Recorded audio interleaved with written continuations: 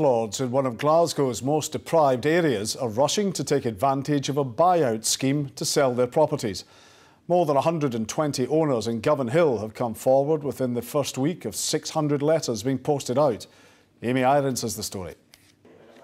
A leaking roof is one obvious sign of a much bigger problem.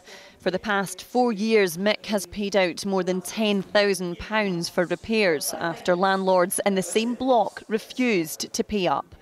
Every year he's sinking deeper into debt. The chance to sell to the local housing association is a life raft he has been desperately hoping for. The guy not above, but 2 above, flooded out myself and my upstairs neighbour. He refused to even, the water was pouring in through the flats, he refused to even come down until 5 o'clock when he finished work. Turned out it wasn't insured in any manner. This is a private let guy, didn't want to fork out the money for that. So basically what he did was just let the bank repossess the property. Mick is not alone. So far, 120 landlords have rushed to sell up to the scheme, which aims at tackling this out-of-control decline in the state of tenements in Govan Hill. The first of its kind in Scotland, the Scottish Government and Glasgow City Council have pumped in £9.3 million in the hope that scenes like this become a thing of the past. 63% of the flats in the 4 target blocks are in the private rented sector.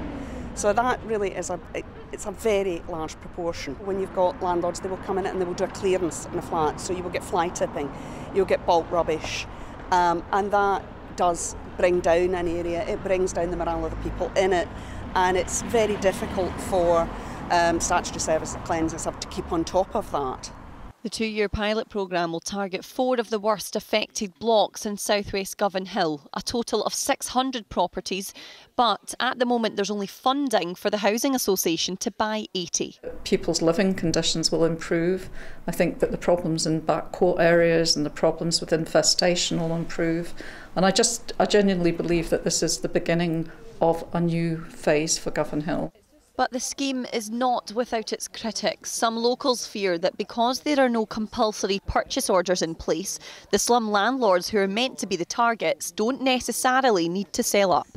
I don't think it's going to have that big an impact. I think they need to start off with the actual community, the people in the community, education and things like that before they think about the other problems. But the overcrowding needs to be addressed. I know of flats on this street where 14 people were sharing a 1-bedroom flat. The Housing Association, by taking these steps, buying more property and bringing it into public ownership for social rent, that's going to address some of that. But I think there's probably building that needs to be done as well.